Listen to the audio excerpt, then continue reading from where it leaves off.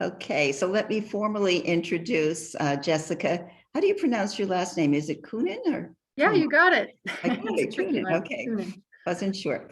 Yeah, Jessica is going to talk to us this evening about the New York Sea Grant Resource Program that she's been working on, and it sounds like it could be a very, good resource for our group. So I welcome Jessica, and go ahead, Jessica. Thank you so much, Mary. Is there any chance I can share my screen for a PowerPoint? Do you not see the share screen at the bottom? Let me, hang on a second, what I just do. Okay, I just wanted to make sure. Oh, it says host disabled, participant sharing. Oh, here, I'll make you co-host.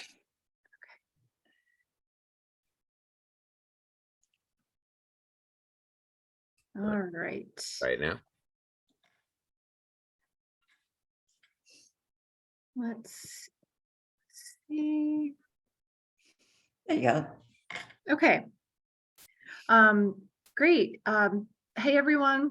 Thanks so much for having me. The plan is to just kind of give you a quick overview of who I am and what I do, and hope that this can be just the beginning of, maybe we'll work together in the future, and just feel free to chime in anytime if you have questions. I'm really just trying to, build relationships throughout the county and the estuary to see where I can best be of service. So my name is Jess Coonan. I work for New York Sea Grant, and Sea Grant is a cooperative program of SUNY, Cornell, and NOAA, and it's part of 34 university-based programs that serve the U.S. coast and Great Lakes. And so in New York Sea Grant, we have 11 offices spread out throughout the Marine District and the Great Lakes. And I'm the only person in the Hudson Estuary. So I serve all 10 counties. And my focus is on community resilience to climate change. So that can mean a lot of different things. But I primarily have been focusing on flood resilience. I've been in this position since late 2019. So a little before the pandemic got started, which, threw things off a little bit, but I'm at the point where I'm about 3.5 years into my program, and I'm starting to build some things. And I just wanted to reach out to let you know what I've been up to.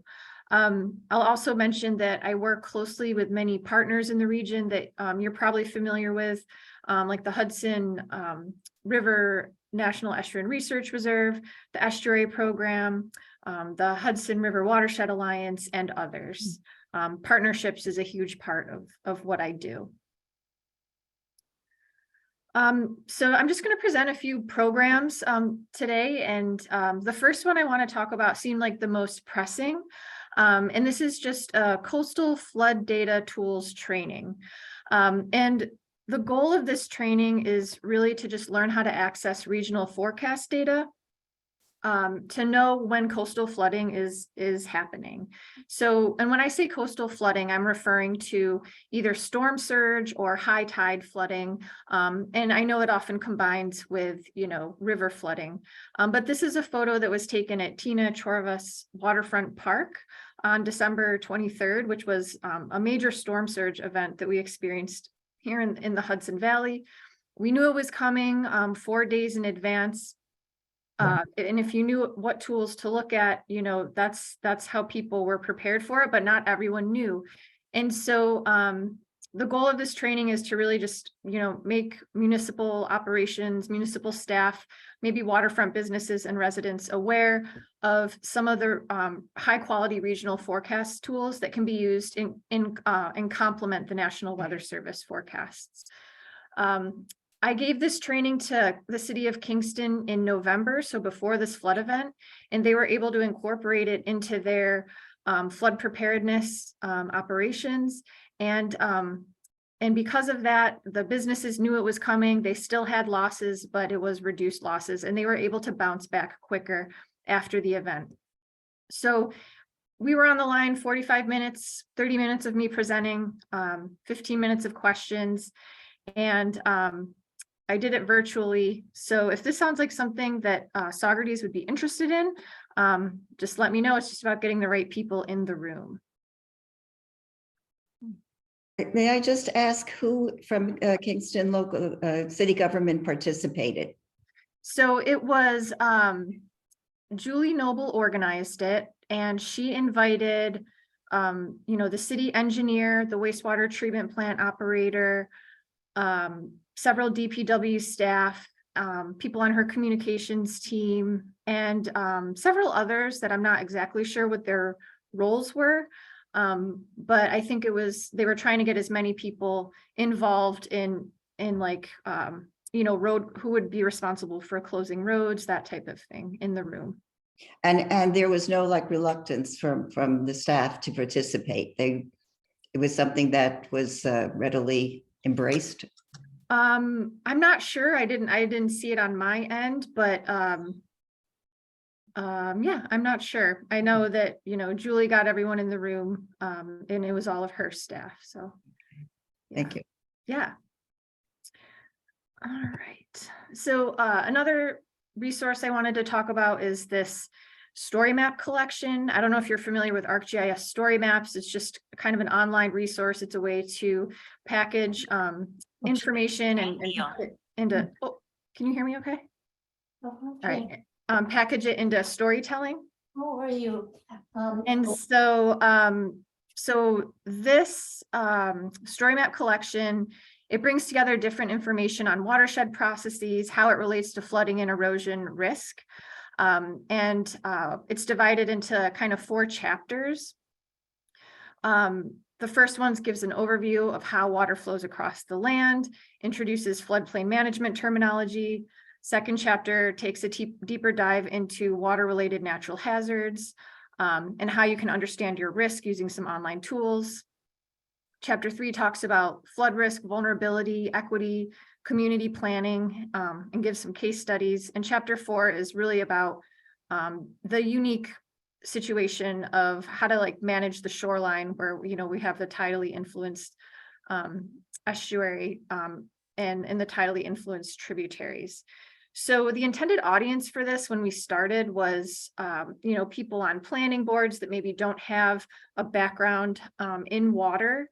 It's a little dense, the resource, I'll admit. And so I would be really interested in getting feedback on it if anyone were interested in taking a look, and just looking for ideas in how people can use it. We've heard that it could actually be a great teaching tool for students. And we created some of these postcards that will get you, this is the backside of a postcard.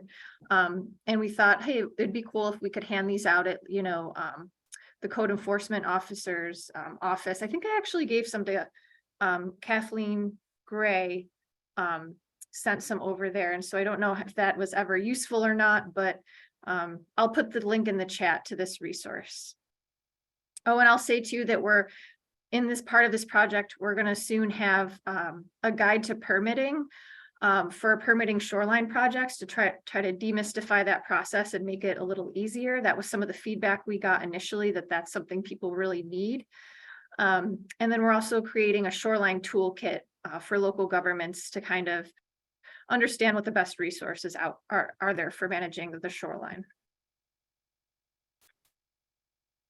I want to talk about My Coast New York. This one is a tool that I'm promoting throughout the state, actually, but it's really a portal, website, and an app on your phone that you can download in the App Store right now, and it's for people to upload photos of flooding related to flood and storm events. And so you take a photo, it automatically links it to tidal data, weather data, and river gauge data, and it stores it, makes it publicly available online. And the goal of this is really to make raise awareness of flood issues. Maybe in your community, if there's some flooding hotspots, you can put them up on My Coast. And it's also, we've gotten a lot of positive feedback from emergency managers and planners and just decision makers in general that this could be a really useful resource. So it's easy to become a My Coast volunteer.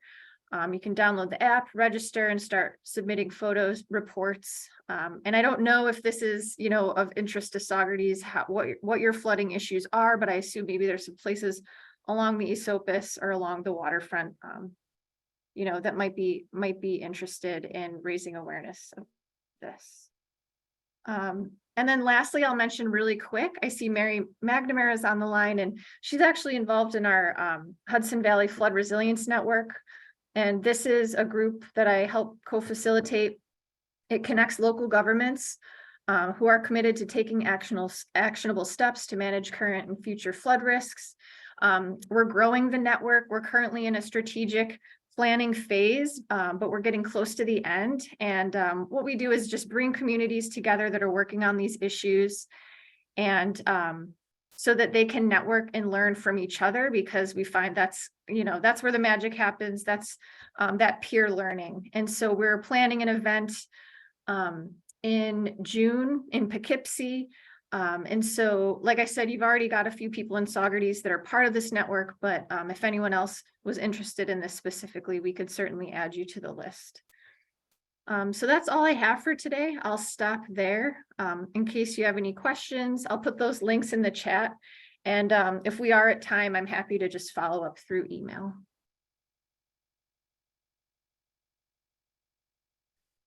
Any questions for Jessica?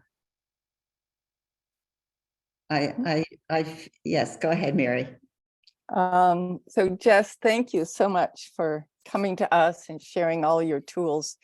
Could you explain a little more about the flood analysis tool, and if because that tidal flooding that happened, I guess, in January as well as December, or was it just December, did catch people off guard. And there was a lot of confusion about whether it was going to be significant or not. So I'm wondering, does it have something in it that has a range of possibilities? Yeah.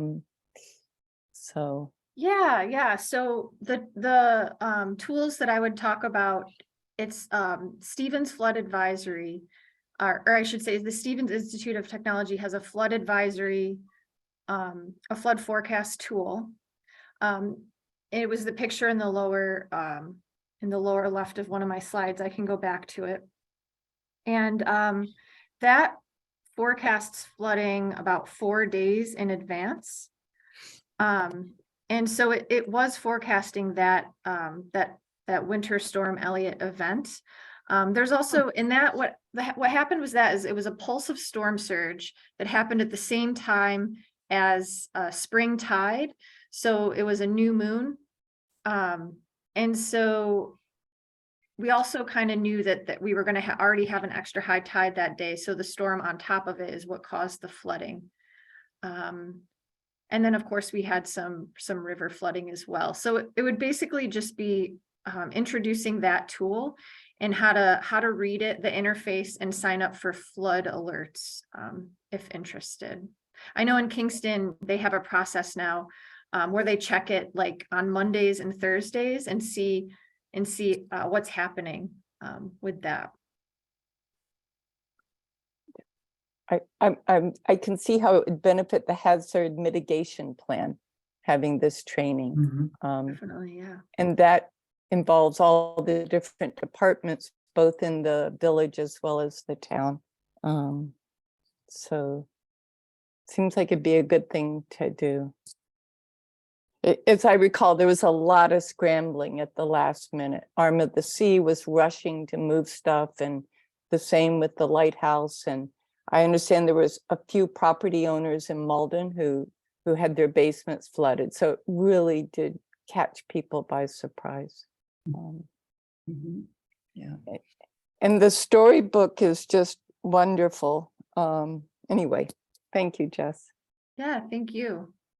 I just want to say thanks, and what a remarkable number of resources that you presented to us in a short time. I think, Yeah. thank you.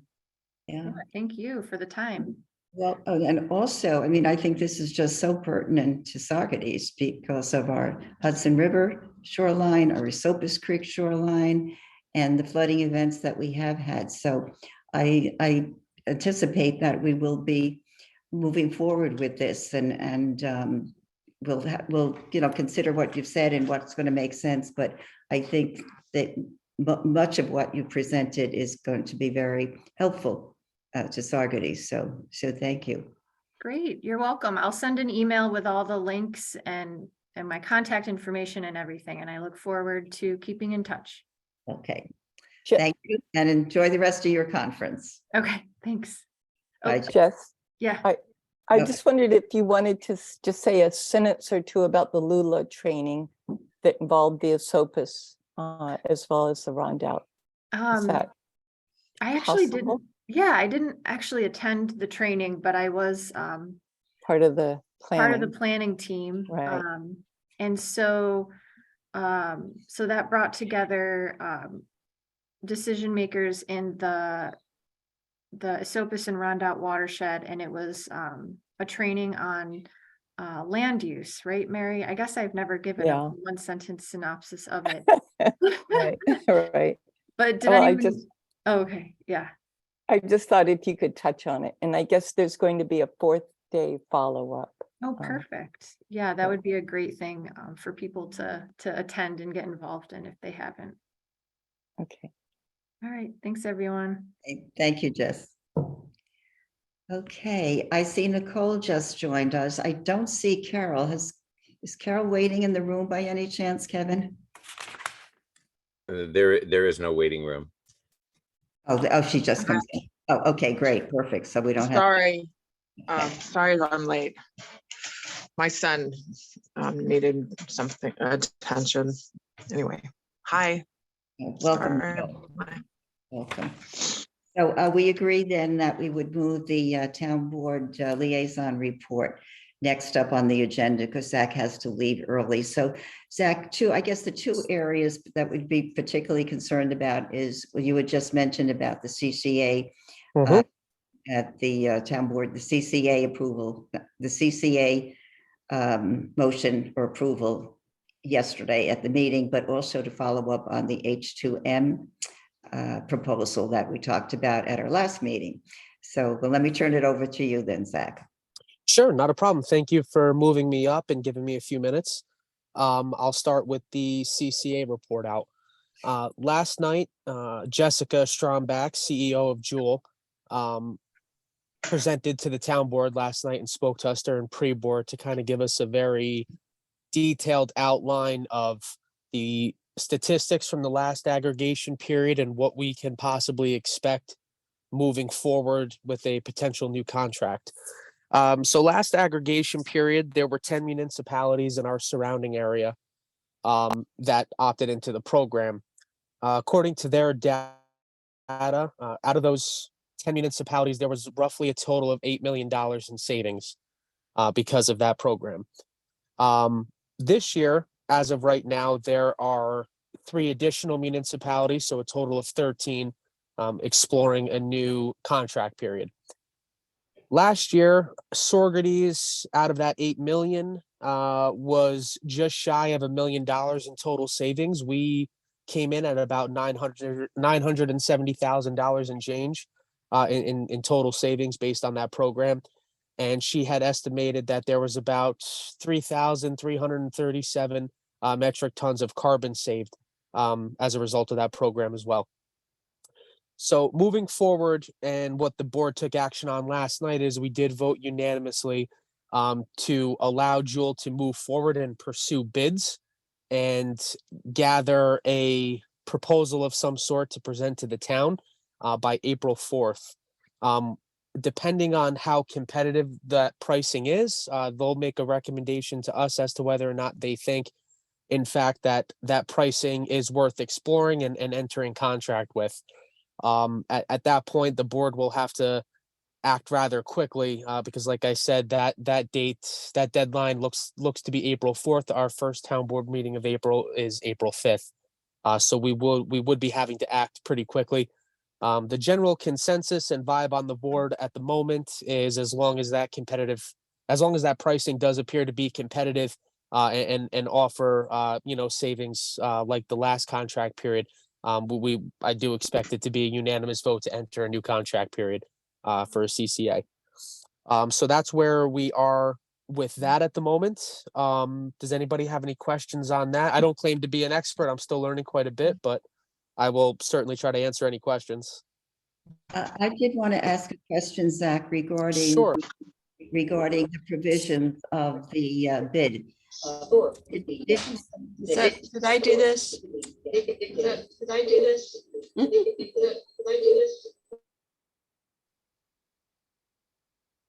Okay, I think we got that audio straightened out. Yeah, so my question is, with respect to the provisions of the bid, did she talk about the default option for the community? Because the task force has been very clear during the prior process that we would expect that the default option be 100% renewable. So whether that issue came up. And the other question is, when we had Jeff Kamansky here talking to us about this program going forward, he mentioned that there were going to be some different provisions. For example, he talked about a modified variable option. He talked about including the standard option for the community, for residents or small businesses to choose from. So I'm just curious as to what specifics did they talk about in terms of what would be in the bidding process? Sure. So last night, to answer your question, no, the specifics about defaults did not come up during our conversation last night, nor did Jessica touch upon how much how significant the percentage of renewable energy would be in that option. Those are certainly questions that I can follow up on. There will be more educational sessions hosted to get more community involvement and answer and other question and answer periods as well. So I can certainly follow up on that because that did not come up last night. Okay, I think most of us would agree that the 100% renewable option is really important Understood. in order to to reach our goals of reducing the greenhouse gas emissions. So thank you, Zach, for that. Understood. Yep. Anyone else have any questions on the CCA renewal? Just to elaborate a little bit further, they did assure, because I know the last round, the last contract period, there was a lot of, I think, misinformation amongst the community. I think a lot of people felt excluded from the process, and they were questioning as to why there was this automatic opt-in process and whatnot. And she did do a lot of clarifying last night, and I greatly appreciated that. One of the questions I raised last night, and my primary concern remains to be with the volatility in the energy market, and all the ups and downs.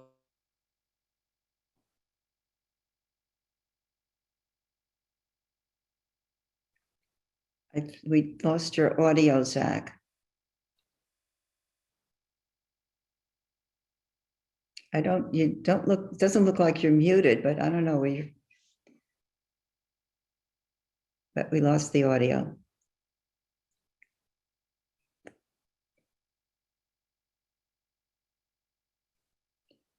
Can you hear us, Zach? Can you hear me?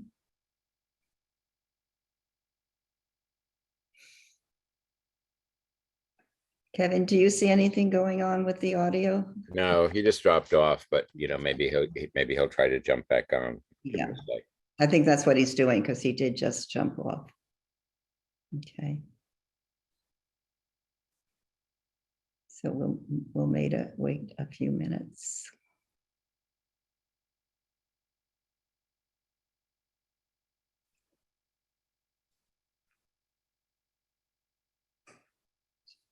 Well, if we can, what we can do is we can go on with the approval of the. Here he comes again, Mary. Okay, great. Hey, Mary, sorry about that. I lost connection. Yeah. Okay, so you were talking about the CCA and what concern. Can everybody hear me? Yes. No, I don't have audio. Bear with me one moment. We can hear you. Can you hear us? Mary, can you hear me? Yes, we can. Okay, I'm sorry about that. I lost connection. That's okay. I was just saying that one of my concerns that I brought up last night is I didn't want to find us in a very similar situation as we are with Columbia Utility. And Jessica assured us that the methods that they took to tighten the terms and provisions of their contracts overall, she assured us that they're dealing with really the top tier vendors throughout the United States, and they're very confident that a situation like that won't present itself again. I would hate for the town to be in a compromising position like that again. But again, overall, the consensus of the board seems to be that as long as the pricing appears competitive, we will be entering in a new CCA agreement. Mhm. Did she have any indication of where the market is now with respect to pricing per kilowatt hour? She did not talk specifics. They really want to wait until they actually see some active, pursue some active bids. She did use the term favorable, that with the large number of consumers that the area is bringing in possibly to this agreement, they're confident that they could get a favorable rate. Mhm. Okay. And I wonder what is being considered a favorable rate at this point. Because we were 0.072, back in 2021. So I'll be very curious to see what the bids come in at and who the suppliers are. And I'll be more than happy to share those to share those figures as soon as we get them. I want to echo Mary's concern that it be 100% renewable and not, the standard, whatever the other options are that are less desirable for 100% renewable would be the best option, I would think. Understood, and I will certainly advocate for that. Thank you. I mean, one of the issues, of course, the last time was that, and probably this time will be that the 100% renewable is slightly more expensive per kilowatt hour, but still, that's what that should really be the goal for the town, because we do want to reduce our greenhouse gas emissions. So, Sure. anyone else? CCA, Mike, go ahead. Yeah, Zach, you had mentioned you were worried about the ups and downs of the market. Is this going to be a fixed contract, fixed rate, or is it a variable rate? So to my understanding, those customers that maintain that opt-in status when the program initiates and do not opt out, they will be the contract will be at a fixed rate. Good. Okay. Consumers are eligible to opt out at any time, Yeah. as well as opt back into any time. However, I believe once that happens, you're going to be you will be subjected to a varying rate. Okay. That is my understanding of how the information was presented last night. Okay. Also, one other thing, you mentioned some of the savings in the last go around. Is the town board going to make any effort to make that information get it out to the public? Yeah, Fred and I kind of had a little back and forth about that last night briefly, but we do intend on publicizing that information. I think it's important. I think it would certainly help with a community buy-in, perspective on the program. So I'm certainly all for, releasing that information and publicizing it as best as we can. Okay, thanks, Zach. Not a problem. Yeah, I guess I'm still really struggling here. I'm really concerned that they're going out to bid and we don't know what they're bidding for in terms of 100% renewable, and we don't know what they're going to be offering in terms of the default option. And there's very little time if we're looking at, what did you say, April 4th? I believe, I'm looking at my notes, believe that was the date we were given for. Yes, April 4th. So I'm just concerned that what's actually going to be presented to the community, and I'm repeating myself again, I'm repeating myself with respect to the 100% default option, but is there any way that you Mary, can, I'm sorry, I might have lost you. I don't know if you can hear me. yeah, I can hear you. Is there Okay, any, sorry. yeah, Zach, is there any way you can get back to us in terms of? Absolutely. Yeah, I please do. have Jessica's personal contact, and I did let her know that I'd be reaching out to her before that anyway, just to confirm details and, run any other questions by her. So she's more than helpful, and I'm sure I can get answers to those questions, and I'll report back. Okay, thank you so much. You're welcome. Excuse me. I guess did anyone else have a question on CCA? Okay, then the other issue that we were interested in is the H2M proposal. Yes. Yeah, I did reach out to Max actually a couple of times via email. He has not yet responded. The understanding of the rest of the board members, it's unanimous. We're under the impression that H2M is going to be reviewing the documents the documents and the testing results from the water testing that the developers are conducting. And that information is what is going to be analyzed by H2M and reported back to the board. H2M will then make the recommendation to the board or suggest to the board that that information appears to be accurate, or they may in fact recommend that there's holes in that analysis, and then we have to go back and conduct further testing. We have not received any update on that process since we last spoke.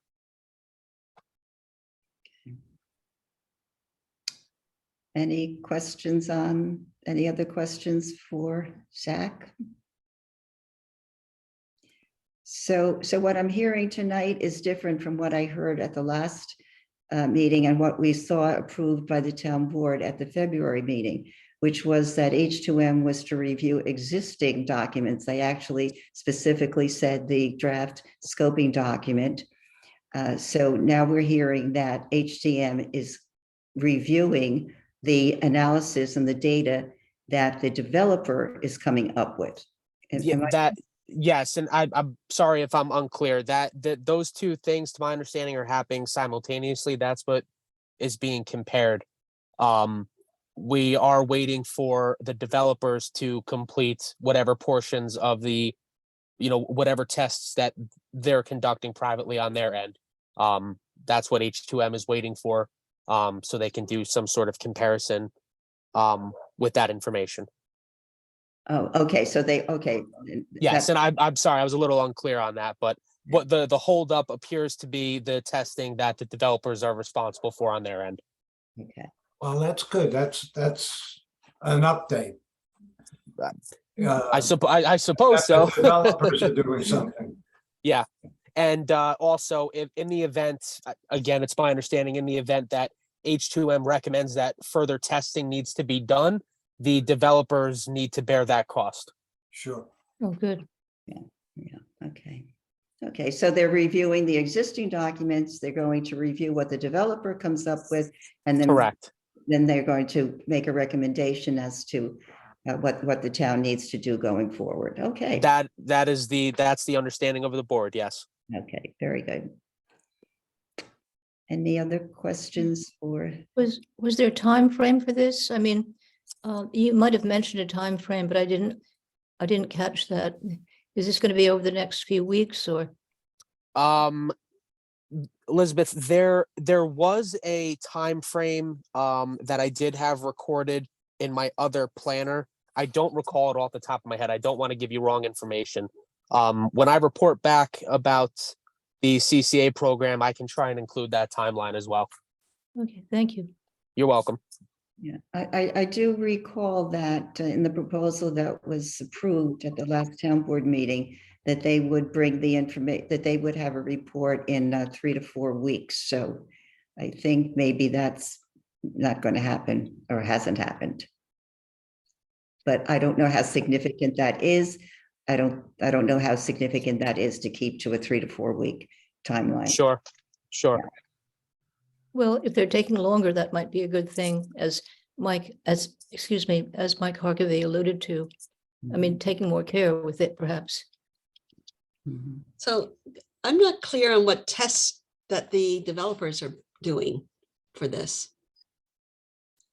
Does anybody know what the tests are? I don't. Specifically, no, I don't know either. I'm not gonna pretend to know what exactly they're conducting. So is anybody, I guess H2M will opine on whatever tests they do, whatever those tests are. Anyway, I'm curious about what it is that the developers are doing. Sure. Carol, I thought it was somewhat detailed in the updated scope. Everyone I've spoken with said that it sounded like they checked all the right boxes for what they're planning on testing. Good. So do you have that in front of you to know what it is? Not yet. Let Okay. me pull it Okay. up. Or Mike, if you have it. No. Okay, thank you. So you're saying it's in the scope, in the final scoping document, the specifics as to what tests? That was kind of my understanding, but I better double check what I'm saying. I'm gonna double check that as well. Yeah, I'm not sure about that, but that would be great. Thank you.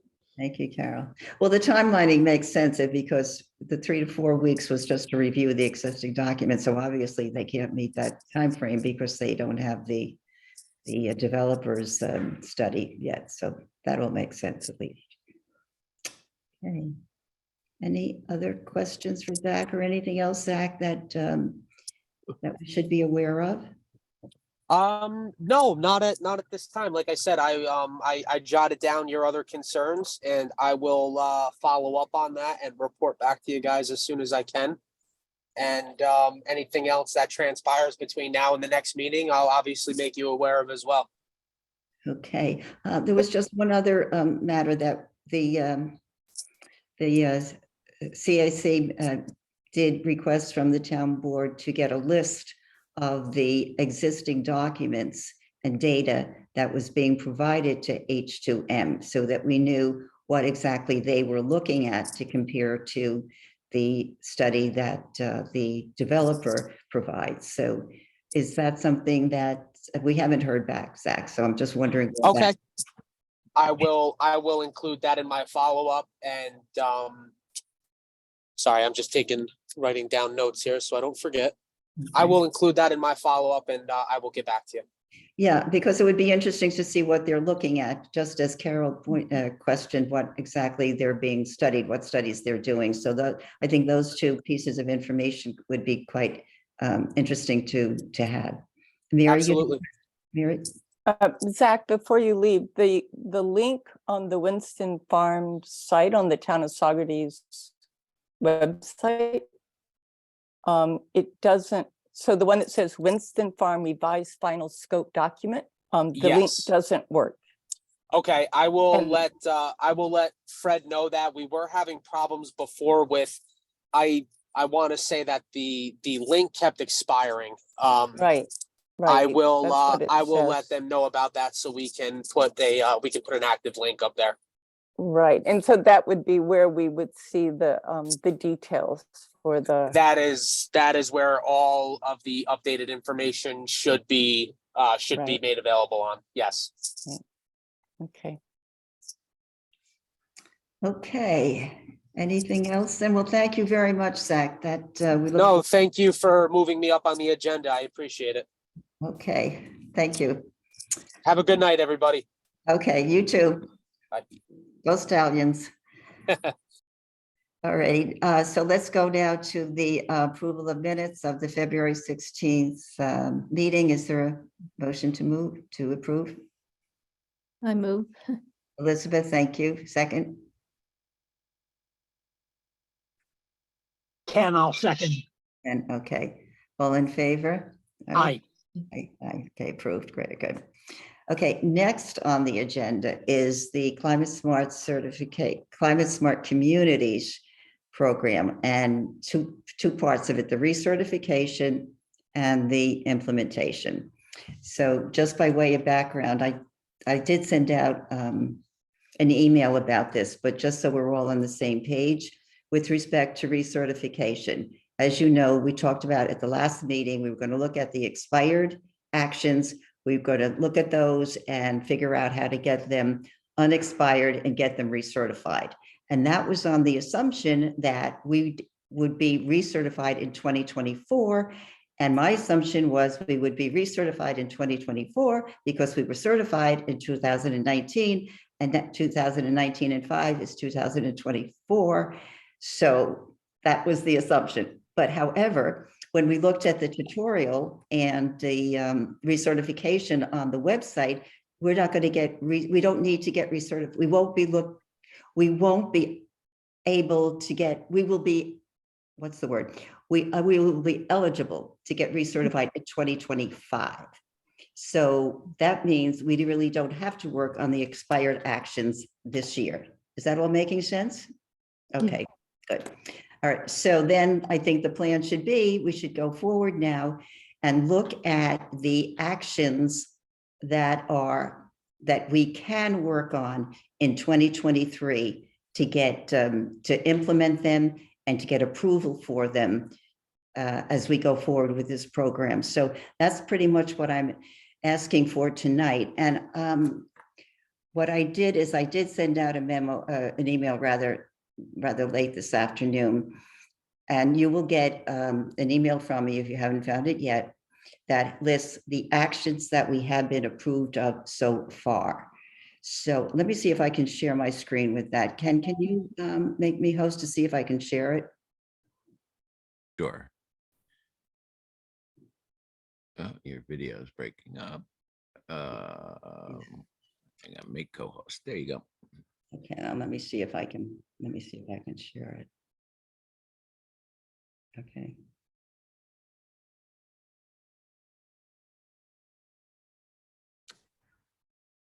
Okay, all right. This is a list of all the actions that we have been approved of. So you'll get this in the email. I don't have to go through it right now.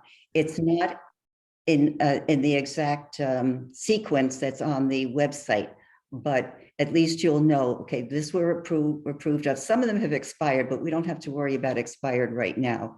So what I do want to do now is go to, let me see, let me go over here to, so what I'm suggesting is that you go on the Climate Smart Saugerties website, look at the website, look at certified actions.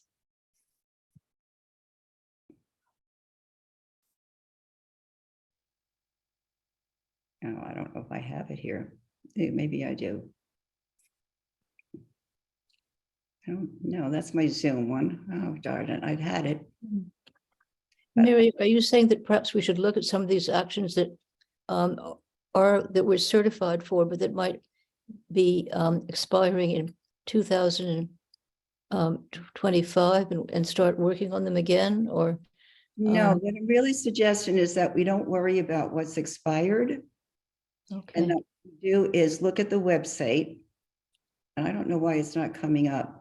What I'm suggesting is we look at the Climate Smart website, look at the actions that are there that we have not been approved of, that we think we can work on to get approval, to get them implemented and to get them approved. And let me go to try one more time. I had it down, so I don't know where it went. No, not. I don't see it on the Climate Smart Saugerties website. Should I be looking at the CAC website? The Climate Smart website, I have, let's see, why isn't it coming up? I got this one, got the letter. A whiteboard, that's not. It's a different link. Okay, well, okay. All right, I thought I would be able to show it to you, but I won't, so sorry about that. So if you go to climatesmartsaugerties.org, you'll pull up their website. You'll click on certified actions. And you can scroll down and you can see what actions they are that are there that you might want to work on. And then once you see, say, for example, there's a couple there that I thought we might even already be doing, and we just need to get the documentation for it.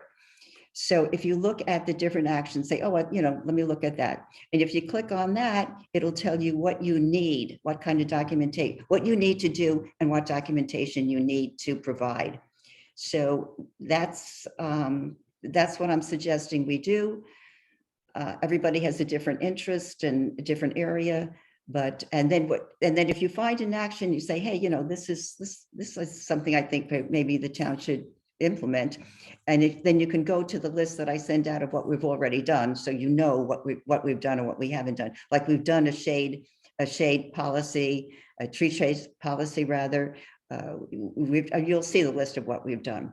So is this making sense to anyone? Is everybody on board to take an action or two and really look into it and see if we can get it implemented and see if you can get the documentation for it? Leslie, you're going to work on one? Well, I just want to say, I just went to the website and I did not see anything that said certified actions that I could click on. So it must be buried somewhere that's not, really super obvious. Leslie, I think I found it. This is Ken. If you go onto that page that has the actions on it. Oh, climate smart actions. Okay. Yeah. If you go to the main page, on the left is a list of things, including actions. And if you click on that, you go to another page that has actions, but it's not really the list Mary is talking about. In italics, in some of the text written on the top half of the page, it says redone versions or PDF versions. And if you click on it, you get a 4-page list of all the actions that can be done and how many points they are. I can send the URL for that to Mary and she can forward it to everybody else. And that'll be the complete 4-page list with the items, what their number is, P1, P2, and so on, and also the point value. Now, my question, Because okay, it's not Ken, obvious. it's not obvious to get to it, but I managed to find it. You can put it in the chat if you like, and Let me try and do that right now. I mean, added- what you put I in, added a Mary, few works. links. Okay. Okay, I've got it showing on my machine. Let me put it into the chat for everybody. I just copied the URL. Chat, here we go to everyone. Okay. There you go. Kevin, while Ken is doing that, can I at this point pull up what I had up before, and I don't know why it's not coming up now, without losing the Zoom meeting? Mary, you wanted me to bring up that what Ken's link? Oh, yes. I'm wondering if there's any way I can minimize this screen and pull up what I wanted to pull up as well. I'm afraid if I do that. I think, Mary, what you may want is what I just put in as a link. And maybe if Kevin shows where that link takes us, you might recognize it and say, that's what I meant. Yeah. Or not. Yeah. Kevin, No, could you do that? yeah. Can you put it up one more time? Use the link. It's on there twice now. Here, you want me to share it? I have it up Sure. here. A little hard to see. Let me see. if Yep. I- It's the same one as Mary. Okay. I still don't see it. Kevin, it'd be great if you shared it. Will do. Yeah, the PDF is just coming up a total blank page for me, showing no words. Really? Huh? Yeah, Let's see. I'll do.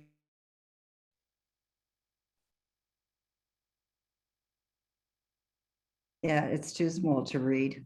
Yeah. This is different than what I was showing. Okay, Yeah, this is helpful. I mean, you can look at that as well, but the one that I want to show is Climate Smart Sororities. It's not Climate Smart, excuse me,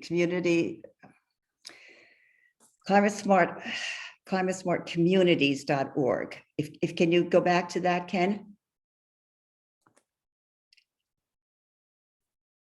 Was that in the chat as well? that's not something I found, no. Okay, Ken, yeah, okay. Can you just do climatesmartsorganities.org and go to their website? Sure. Hang on. Oh, Ken, you want to share? I'm getting there now. Yeah. And I'm looking to see Can what it is. Can we just make sure that all these sites are sent to us by email? Yeah, the link is in the email I sent this afternoon. That's there, but I just thought it would be helpful to go through it, but I apologize for It's whatever a little happened. difficult right Yeah. now. Yeah, okay. All right, so when you get to the link, when you get to climatesmartsorganities.org, you scroll down a little bit and on the left, it just says certified actions. And if you click on that, you will see every action. You'll see PE1, and there'll be like 2 or 3, 4. You'll see PE2, PE3, PE4. Under each of the PE actions, there are about, some have 5 actions, some have 8 actions, some have 2 actions. And there's like within the PE general category, there's a subcategory of different actions that we can work on. So that's where you would go, you would look at that, you click on the action, and it'll tell you what you have to submit, what you have to do to implement the action, etc. So that's probably where we should leave it at this point, okay? Mary, I just have one question.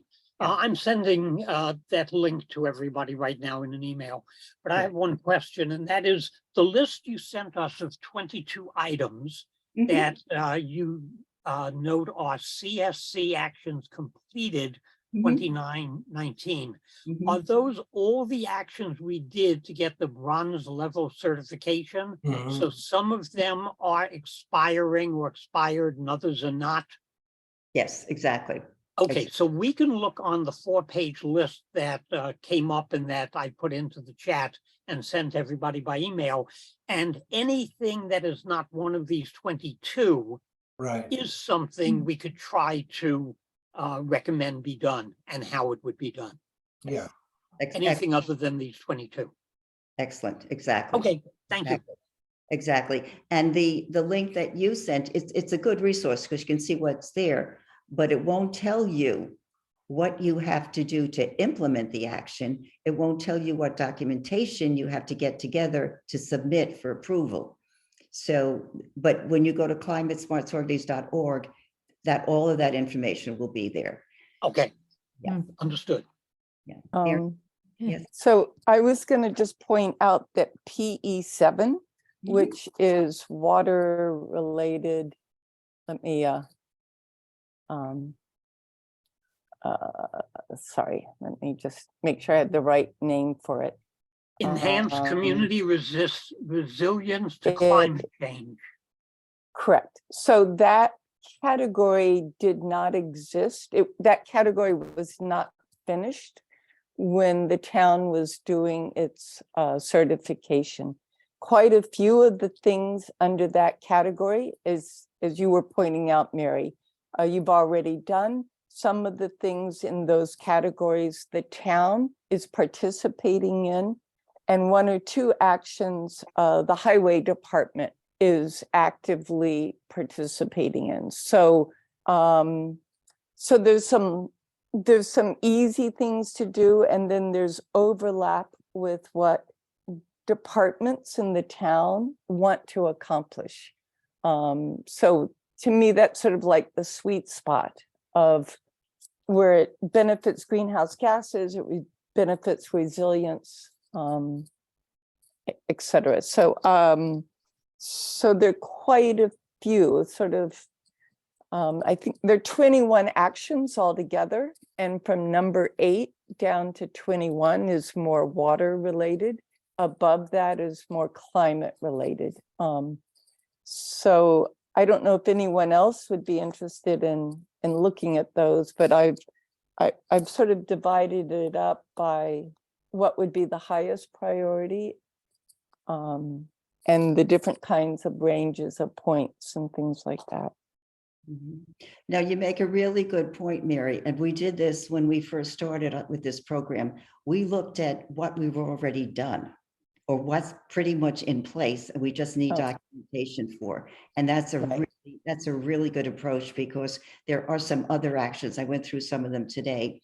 And that I think the town is either done it or has almost done it, and we Right. just need documentation. And you'll Right. also notice that there's different variations of points depending how far you went on the action, but Right. that's a very good approach. Leslie, you had a question? We might be able to get points for my climate change education engagement, 4 points. And now we did the presentation at the library, the one for the third Thursday, and now you've gotten it posted, so it's going to be on Lighthouse TV. So Exactly. I was thinking that in terms of cooperation or partnering that Mhm. with the library. I mean, that's something we could, you really have to look at what they're looking for, because some, they are so specific and okay, so nuanced that it gets your head spinning sometime when you try to get through okay. this. And to But see what it is, and maybe, we could pick up 4. Is it 4 points or 8 points, depending on what you do? So Can, be able to can pick up 4 easy points. Leslie's presentation Oh, that was be excellent. utilized in terms of an action, an education act? I don't know what's in front. That's what I was suggesting. Yeah, that we That we- should take That it. we chalk that up as a win and take the And wasn't there some other, credit for it. sorry, you froze. Weren't there some other presentations by Susan on plastic? There was the one on plastics, All of and there that. was one by Nicole on trees and And forests. Nicole did one. Mhm. So, so the point here then is, where would that fit in? Would that fit in with partnering, like with the library, or would that fit in with education? Yeah. It was PE9 is education and I would engagement. jam it into education and Yeah, PE9. get some points. Okay, so And also PE5 with waste management or materials management, there's lots of opportunity for us to expand or just Ooh. check off what we've done. Maybe So, the zero waste at the Sauger, at the Garlic Festival, Garlic Festival. right. very good So, point. so this is Good count. exciting that the groundwork you've laid, Mary, is now it's easier to add to things. So Mhm. There's also an action there, and I don't remember which one it is, but there's an action for a cooling center, and there's an action for Right. heat. Which that's under PE7. Yeah, that's like number yes, yeah. cooling center is 1 point, it's PE7, right? right. So it's And emergency number points. If we have a heating emergency plan, we get 6 points, and we can document that.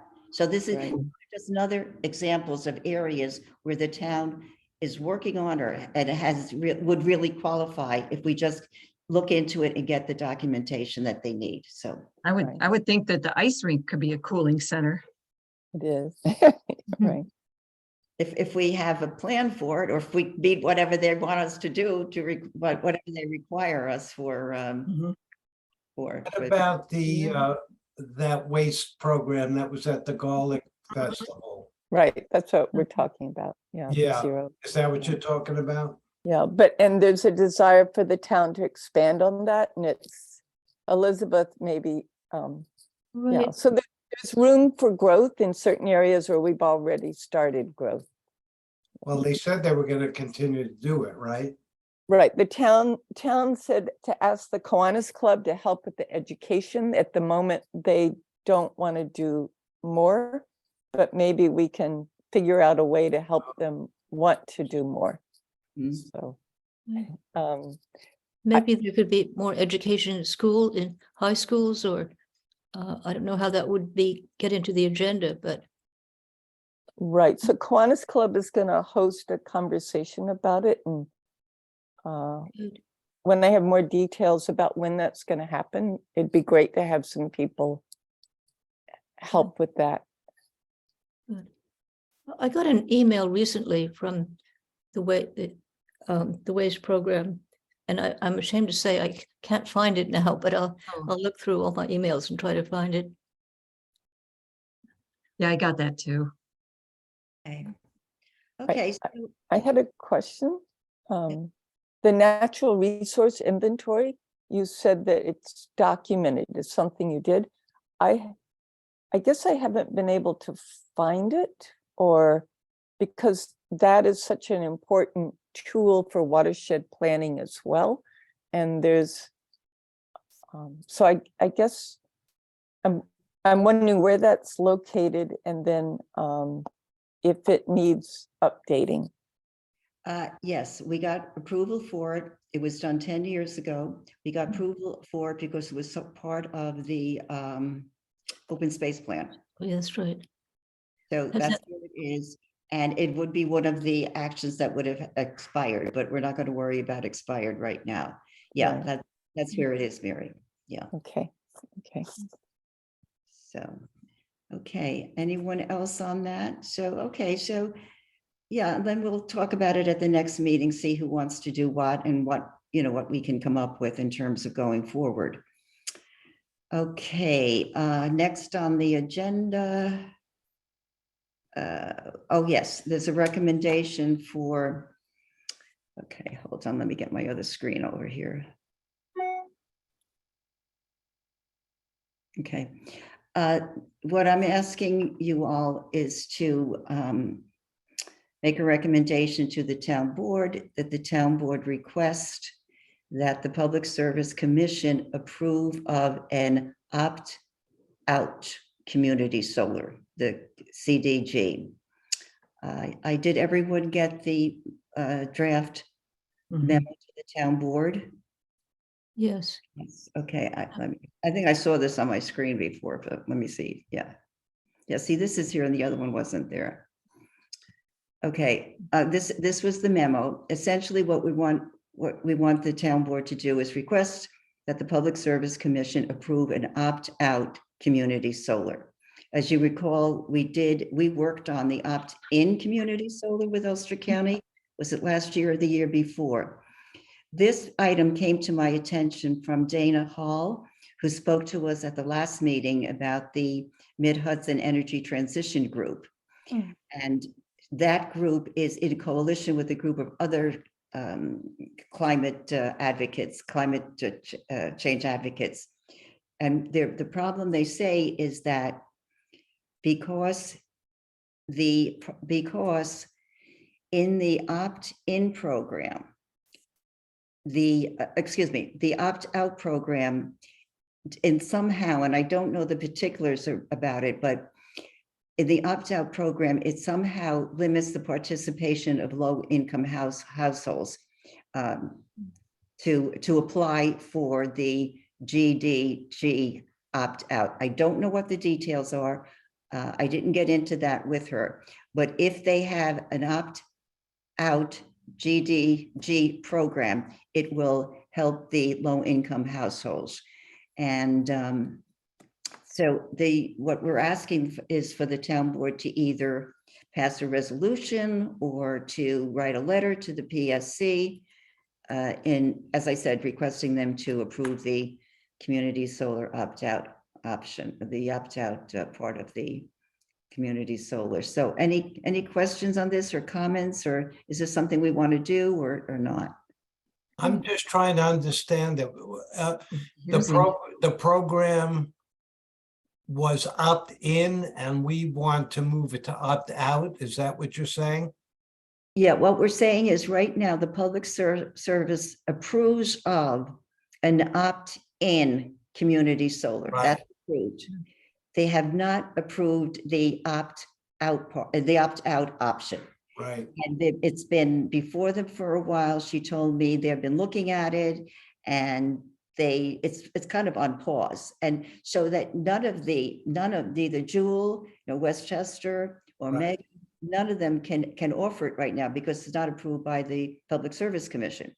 So that's what they're looking for. That's what they're advocating for. And she asked me if that's something that we would support as well. And I said I would bring it up to the task force and see if you all wanted to make this recommendation to the town board that they write the letter or the.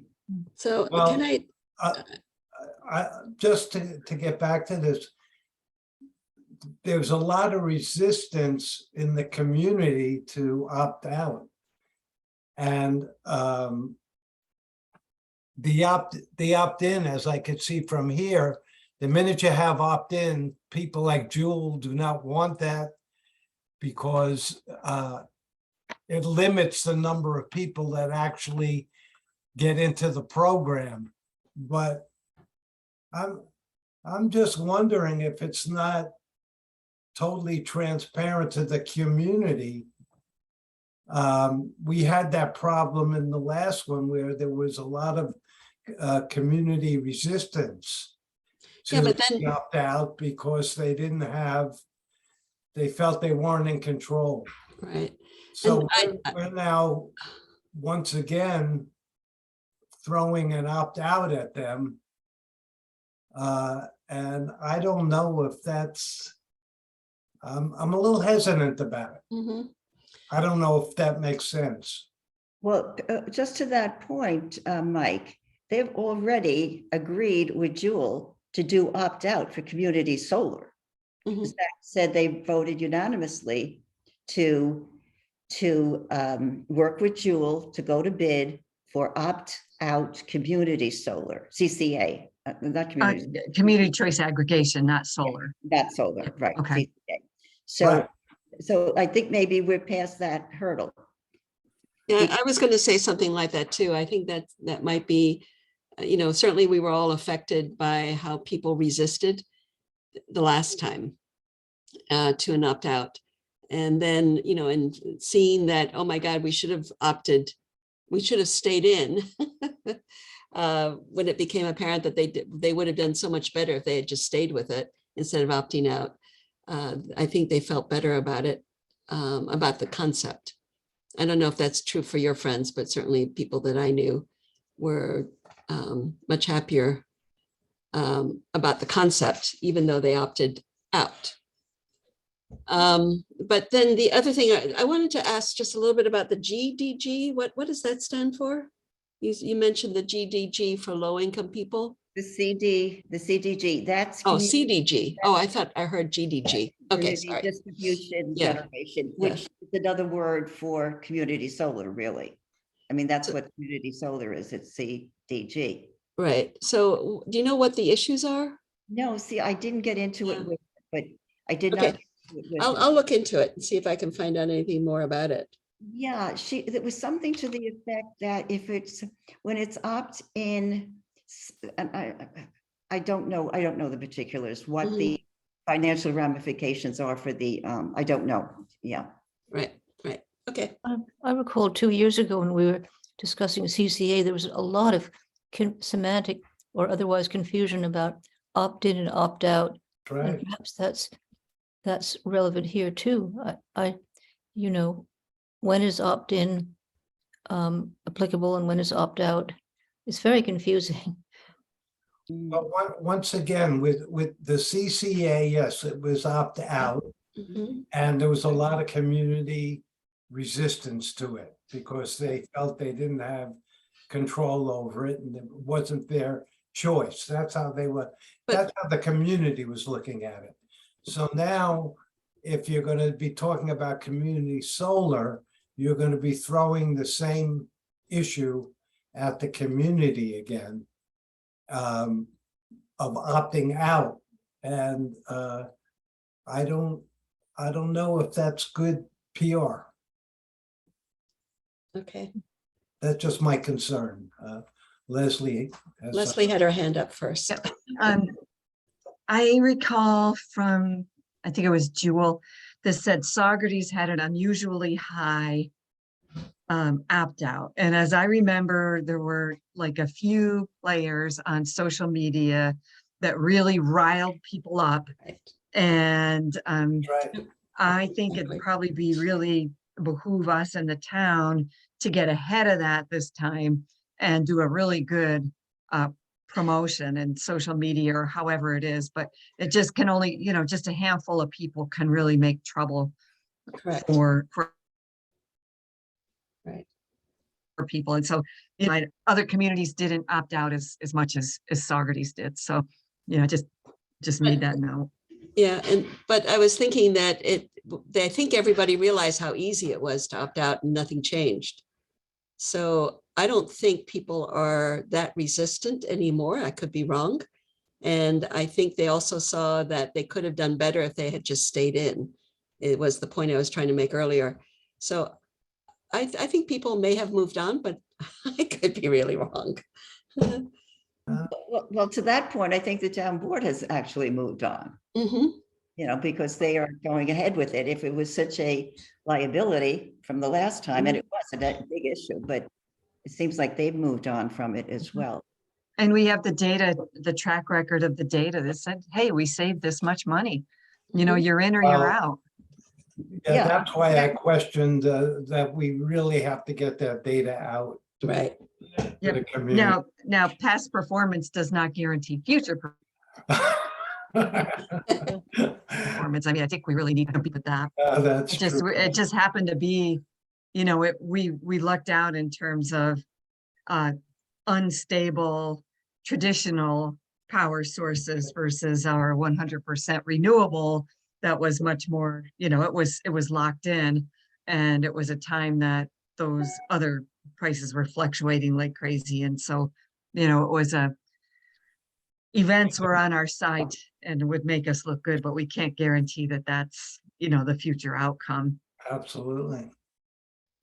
Oh, yeah, but again, they can save possibly up to 10% on their electricity bills. So that's a, you know, I think, and we have to clarify this. I think the issue is that for opt-out community solar, there has to be there has to be some sort of a mechanism there that it has to be at a price lower than, well, that would be CCA.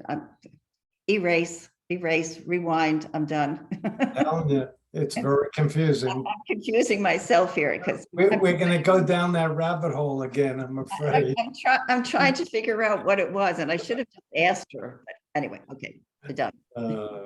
So listen, so do we want to, we don't have to make this recommendation. I mean, if you feel it's not appropriate or it's not in anybody's interest, then, you know, I just put it out there for your consideration. So I don't know where everybody stands on it. Mike, are you kind of? I kind of feel if we're going to enter into the CCA thing again, that the community solar thing might not be the best place to go at this time. At this That's time. when we got into all the trouble with people confusing one from the other. Yeah, but the thing is that we're not going into community solar at all. I mean, and the memo even says, you know, whether or not all the request here is for the Public Service Commission to approve it. Whether we at the town of Saugerties at any point goes forward with an opt-out, that's going to be up to them at some point. All this is saying is that the Public Service Yeah. Commission should approve it. The Well, town. we had shunted people, remember, to the county program, Right. and that's where all the confusion started. So there was confusion there. Oh, I see what you're saying, between the CCA and the communities. Right. So. So I just, but this has nothing to do with Saugerties per se. Do you think maybe also because the town is thinking about launching a CCA now, that maybe we should hold off on this until the CCA gets going? Or is it a timing issue is what I'm saying? Are we against it or is it just a timing issue? I think it's the timing. timing. Yeah, I have a deja vu sense of when we were going through this about the CCA and the solar, that I think, Mary, you said that we have to deal with the CCA first and then go to the solar. And perhaps we should hold off for now with the solar aspect, just simply because of the confusion aspect. Yeah, that's what I feel. Okay. Nicole, did you have your hand up? No. No, okay. And anyone else on this? So is everyone thinking maybe we'll just table this for now, see what happens with CCA, and then we can revisit it at another time. It's not exactly time sensitive. Great. Good. Okay, we're agreement that we'll table this for now and maybe take it up at a later date. Is that the agreement? Everybody on board? Mhm. Okay. Sounds good. Okay, thanks. Next on the agenda, the planning board report, Carol. And I'm going to I can hear you all, but I just have to take something out of the oven. So Okay. I'm near the kitchen. I'm near the kitchen. I smell my sweet potato. It's going to get. It's Remember. getting hungry. So I actually don't have anything to report on the planning board. I'm trying to remember because we haven't had a meeting yet. I don't have anything in my, does anybody have questions about something that they might have heard that I should be able to answer here? Somebody was making comment on a bunch of tree felling, I think over by the Grant Oh, Devore on School. Corellis. Yeah, that's Yeah, not- that old brick house. Right, right. So that actually has nothing to do with the planning board as yet. Okay. But what we understand is that either Mullen owns it or he's the developer, and he was felling these trees. I thought it looked like 5 acres, but I'm being told it's 3 out of the 42 that he or somebody owns. And that he hasn't touched any sensitive wetland areas as yet that we know of. But the big question is, and this is where Nicole and we were having this discussion the other day. We missed you, Leslie, by the way. Welcome. Thanks. Nice Yeah. to get home. Yeah, that how do we prevent some clear cutting like this and moving forward? Because it's allowed, people are allowed to cut the trees on their land as long as they don't disturb the soil. So you can cut a tree down and leave a stump. Now, I've been told that he's actually moved stumps. I don't know that. But the idea is that you can't create erosion in the process. So it's a very unclear, I think we're very vague. We're always trying to make people happy doing whatever they want on their own land. And this is one of this strategy doesn't always work. You know, it's great to be able to cut down our diseased trees when we need to and not have to go before anybody to get permission. But it's a whole other thing when you clear cut 3 acres. Mhm. So, and the plan, I think, is to build, is to expand the existing building, from what I understood. And later on, I think they're going to come before the planning board with 2 other structures, and whether they'll subdivide. There's a whole, you know, it hasn't come before us yet. But it's right in my neighborhood, so I've made myself interested. And so now, I mean, Mary should be here, but And for this Mary's back. conversation, because she's back. Sorry, I can't see her. Well, now we have to make sure that the tree preservation plan that we're putting together, exploring, includes something that would prevent something like this from happening, because he hasn't even gone to the planning board and he's clear cut everything. Right. So, and also the stump, the thing, it's the DEC SWIP permit Mhm. that requires, this is why I figured out that an acre, you can't cut more than an acre. You can't clear cut more than an acre And their definition of clear cutting is taking out the stumps. But so if they clear cutted 3 acres, if they cut 3 acres and didn't take out the stumps, that's allowed. Mhm. But if they took out the stumps, it's not allowed. So That's basically, weird. anybody can cut as many acres as they want as long as they leave the stumps. That's bizarre. Because the stumps provide for the erosion protection. I Of mean, course, the yeah. roof, yeah. But we don't have anything in our protections in Saugerties that protects from that. So that's why it's good that we're working on this Mhm. now.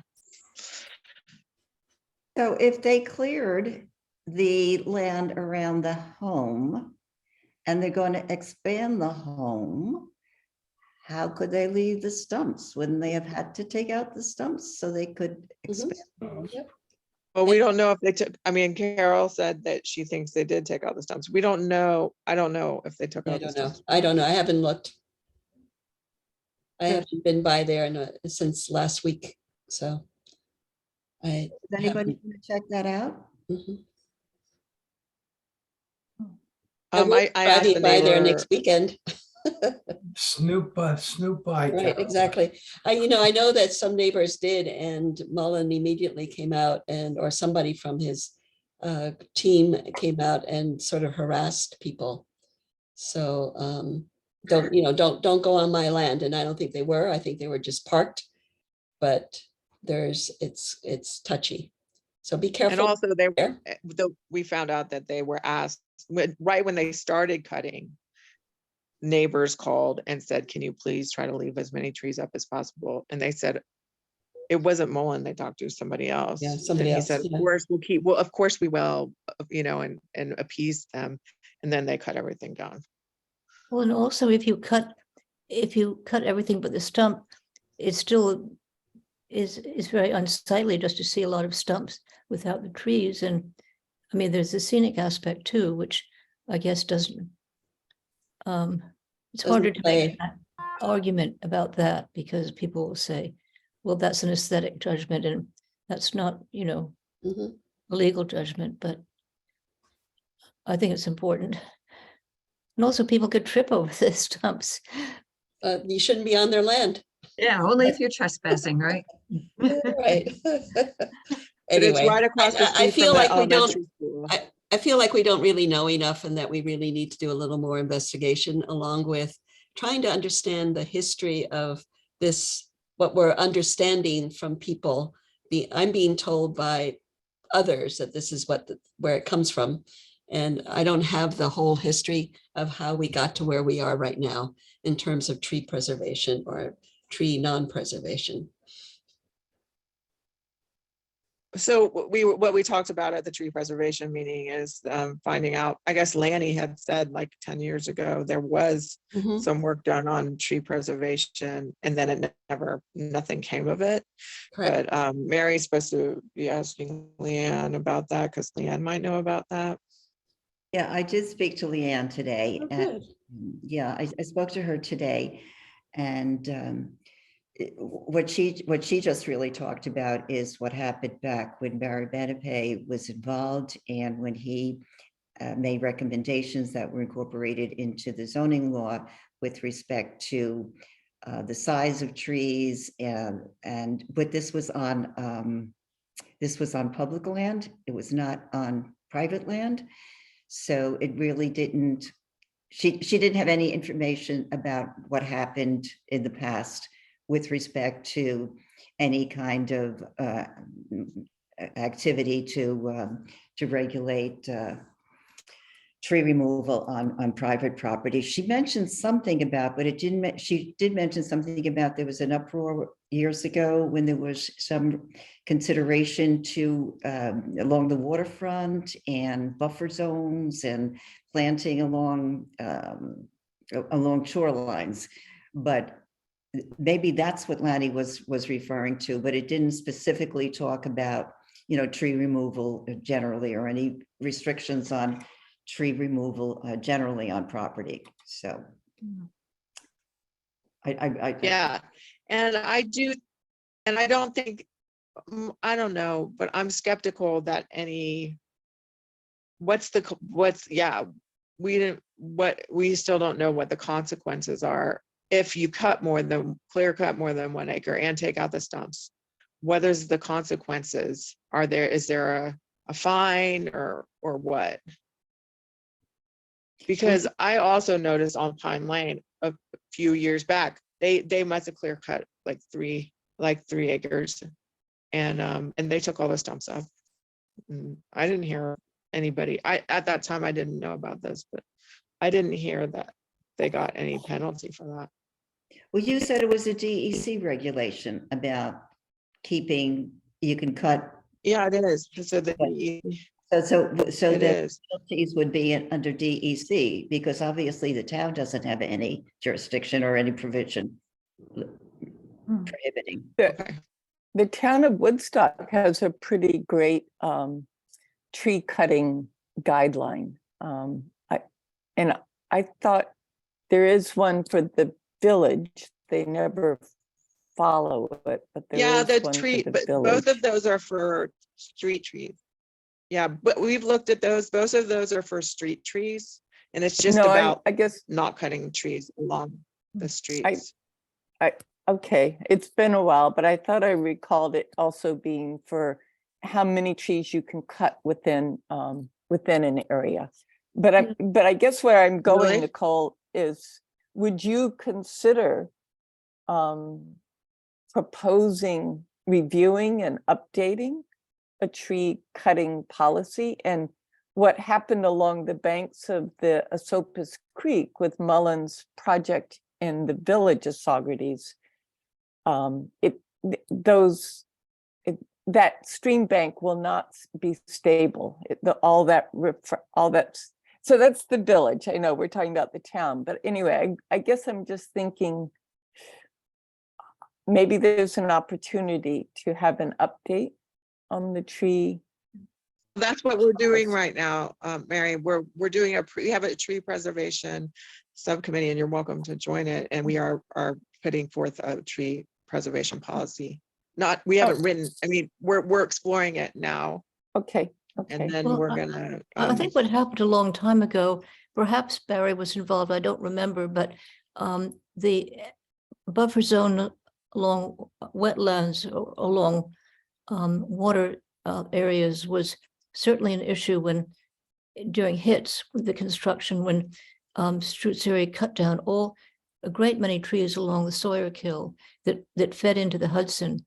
And at one point I even got the Army Corps of Engineers involved, because it's a water of the United, at that time, the Sawyer Kill was considered a water of the United States, flowing into the Hudson. So, but it was a long protracted battle that I'm afraid didn't go anywhere. But those kinds of issues could probably be reviewed and updated. Under which general regulation, the town's regulations, under what category would that be under? It's not obvious to me. I'd have to look through my files. I had a box of files that I don't know whether the policies of how the ACOE got involved, but it was considered not just a local issue but even a federal issue, because of the Sawyer The Kill wetlands. Yeah, and- originating in the Great Fly, flowing through land into the Hudson. But I think that those are issues that may be beyond the scope of what we're talking about now. Yeah, well, all of this. So sorry, Mary. Just to pick up on Elizabeth's point, yeah, what you were talking about, Elizabeth, is something that Leanne did refer to. So I think what Leanne was referring to is what you were referring to when Barry Benepe got involved and made those recommendations. And I asked Leanne, where those recommendations were, and she said they were incorporated into the zoning law. Right, and under what category? You'd have to Google, you'd have to go into the zoning law and just Google trees or, whatever and find, I don't know where in the zoning law. But Mm. back to Mary McNamara's point, what the village is just applies and what the dimensions of the trees, et cetera, that you can cut or can't, that you have to preserve, that's only on public property. That's only on village Yeah. property.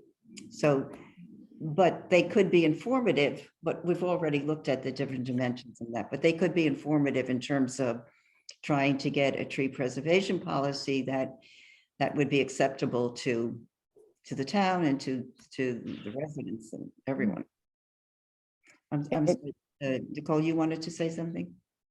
Oh, well, yeah, no, I mean, I looked into those, the village and Woodstock. And they have like a different setup with Woodstock because they have, but it's really the trees along the streets and the public trees too. That is the Woodstock tree policy. And then to protect the view shed of the mountain. Also, that is, excuse me. I can't hear. It looks like somebody's hand is up with their phone. I don't know if that's who that is. That's Mary Ann. Mary. Mary Ann, did you have a comment or a question? Or it's *6 to mute or an unmute, if you want to try that. I can't unmute. you. I kept saying, can you hear me? And I was wondering what was going on. Okay, so my question was, well, I had two things, but somebody touched down on the Esopus with Mullins work going on down there on the beach. But I noticed a while ago, it's right across from 519 Route 212, across from St. John's Church. They've been logging in there, and there was a lot of logs cut out. Some of them are still there. And it looked like they were trying to leave a lot of the trees up front so you wouldn't notice it. So I don't know if anybody looked into that to see what they're trying to do with that area. It just seemed weird, though. Carol, nobody came in front of the planning board with that? Nothing I know of. Yeah. And the off 32, somebody's been logging in the back there too. What part of 32, north or south? 32 north, 32 north. Near So, what? near Malden Turnpike. So, okay. So anyway. Could be anybody. You're right, could be anybody. Yeah.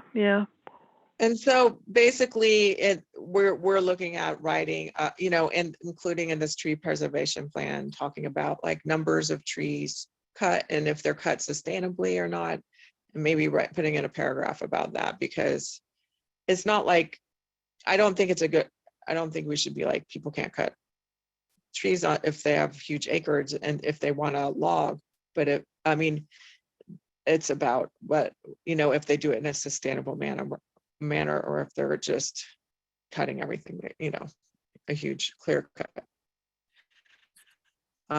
Which is their sustainable logging.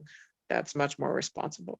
Right, good point. And that is, that was what was in that article that I was looking at from it's called, the municipalities, Municipal Guide to Forestry.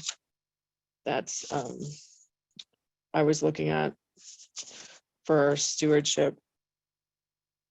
Anyway, land stewardship. That's what the main message of that whole article is about, is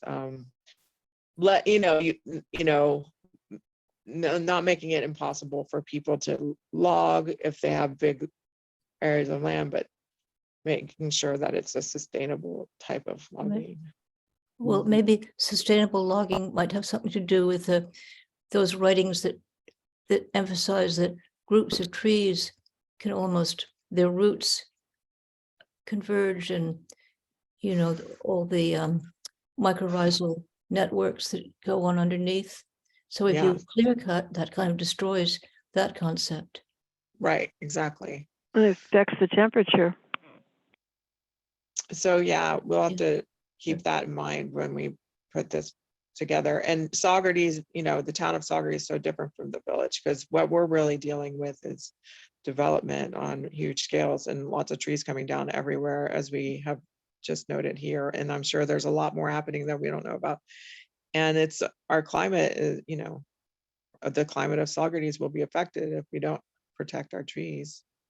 Mhm. As things get hotter. Yeah, big properties like Winston Farm is certainly an example of that. Right, exactly.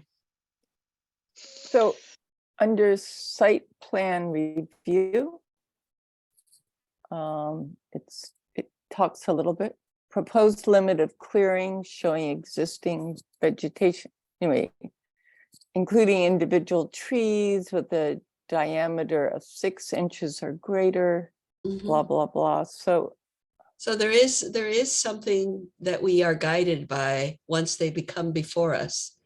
But right, before that, it's free reign, they can do whatever they want on their land.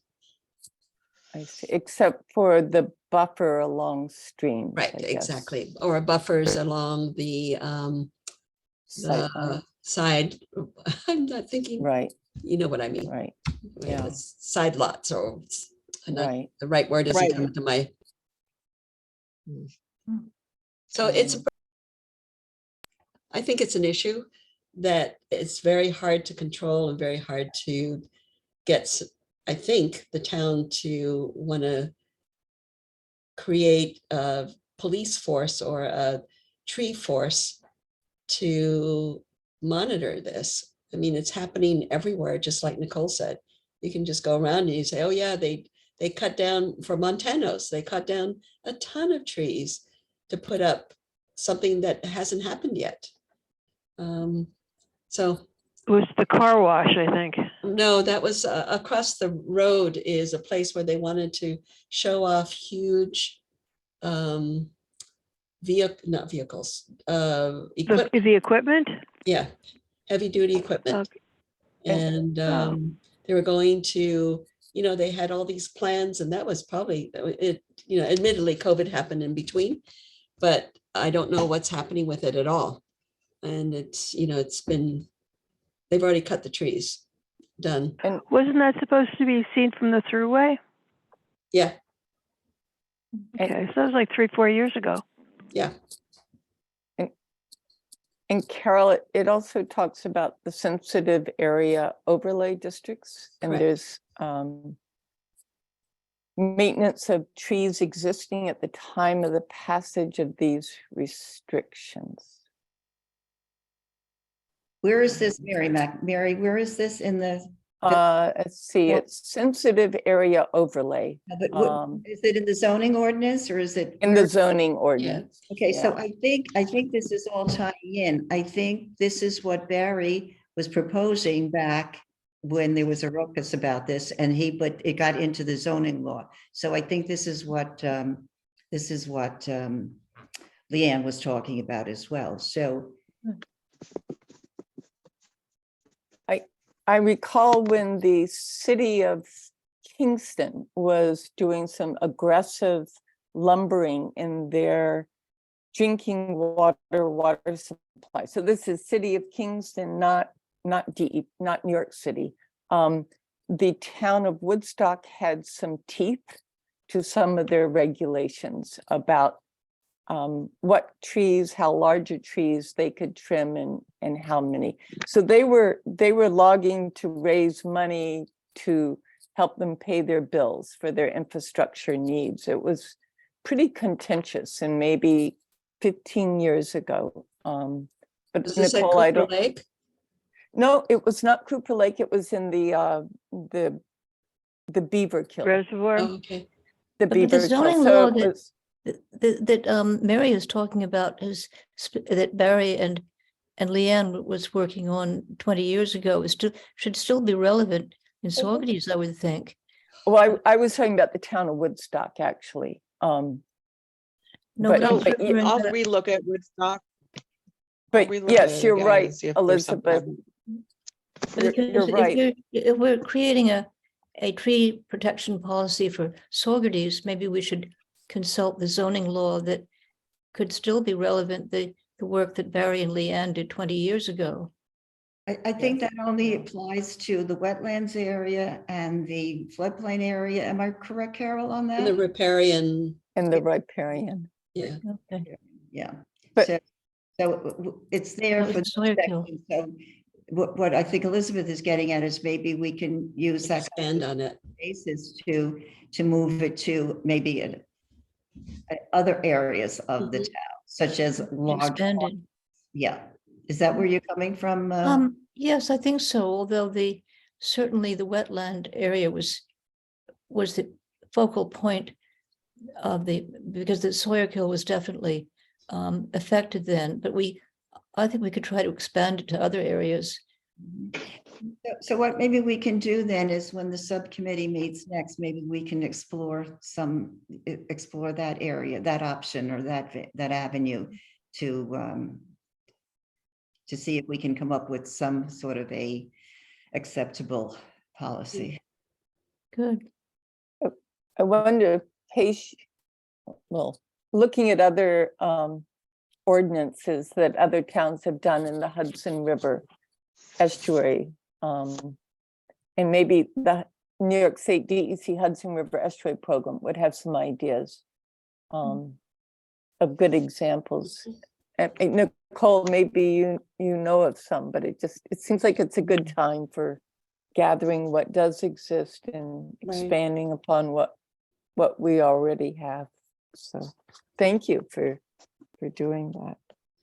Yeah, Nicole has already done that. She's looked at ordinances from different municipalities, so she shared that Okay, with the committee. So I'm just playing catch up.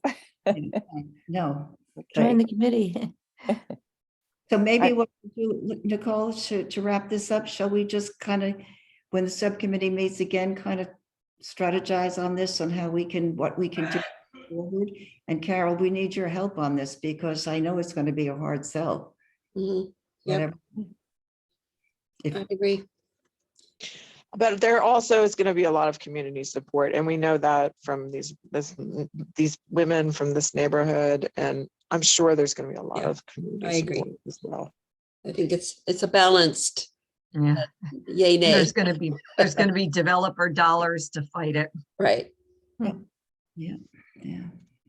Okay, shall we move on now to the next item, announcements? Anybody have any announcements? I did send out an email that Leslie's presentation on fire and melting ice will be on TV 23. Oh, I get good. the dates are in the email. So Anastasia followed up with that. And she's also I posted the link on our Climate Smart Saugerties website. So we'll get that out there. That's going to be out there. And I think she mentioned, Anastasia said, she mentioned that she had also posted it on Facebook. So that was my announcement. So we're getting some mileage on it there, Leslie. I think it was a good presentation. Anyone have any other announcements? Anything else going on that we want to report on? No? Okay. Hey, time to adjourn. Oh, Nice to see you all. nice seeing you. Okay, I move. Take care. Just this part, right? And then we go to CAC, or are we Oh, done? there's done? more? Are No, we but done? yeah, we just adjourned the task force, and then the CAC, the only thing we really have is the minutes, because we pretty much talked about tree preservation policy. Mary, who moved and seconded the adjournment? I moved. and Nobody. I seconded it. Second. I think, I think we all agreed. we all agree. That's for the task force part, okay? And now we're going to go into the CAC part. So we have to now approve the minutes of the CAC part of the February 16th meeting. So moved, Ken. Second. A second. A third. All in favor? Aye. Okay, done. Yeah, so the other item on the CAC agenda is of announcements, no. So that we can adjourn the CAC meeting. I don't know, Ken, just for your information, we had, for the task force, we had 4 other folks on the task force. So that was one part of our meeting. And then for the CAC, there was just like the 8 of us. So that's why we have, but now that we're kind of, I think, Nicole, I think you're the only one who's not officially appointed to the CAC. I think you're only officially appointed to the task force. So that structure that we had in place is kind of not as important as it has been in the past. So In actuality, all that tree talk is more CAC talk. I know, that's why So it should have really been in that part of the Yeah. meeting. that's why it's in the So we CAC. covered it already. Yeah, but we talked about it in there, But yeah, so everybody was into the discussion. So right? for the future, shall we just cut it down and The one, Yeah, let's One just quick- Clear can- cut, let's clear cut it. No. clear cut. Yeah, right. Leave the Leslie? stumps. Leslie has her hand Yeah. up. just a quick announcement, the contract has been signed for the grant for the pollinator meadow. Wonderful, So- great. So we will, we'll have to work on a press release and some storytelling and outreach and that sort of thing, but Yeah. Wonderful. That's Yeah, very so good news. Will you be working on the press release, or how are we going to go forward? I haven't done anything yet. I know, the, climate group sent me some information, so I think now, I think I've got some time. We can work with you, Mary, on it. Okay, good. Yeah. I think the other announcement is your presentation before the town board. Oh, right. Yep. So I've got the town Amazing. board. I'm gonna do presentations before the village board and the town board in April on the macrophyte survey in the Esopus and Oh, what the great. are. Oh, and then Mary will have to, maybe I'll talk with you offline, but get the cover set for that. Maybe we can get it printed up by the town and provide copies for the board members. Okay, yeah, I did send you a draft of a cover. You but- did, and I thought it looked good, but I never really followed up on it. Okay, So we'll- things are settling down a little bit for me right now, so, yeah, okay, so yeah, so we'll talk about that, okay? okay. Any other? No, ready to adjourn? I move that we adjourn. A second. Again, nice to see you all. Take Yes, care, yes. everybody. Bye. Thank Have a you, good Mike. one. Thank you, Kevin, for. All right, folks. Yeah, and thank you, Thank you, Kevin. Oh Kevin. my God, Yeah, it's we'll be in what a touch. Thank you very much. Oh, Take care. Good night, everybody. Bye. Good night.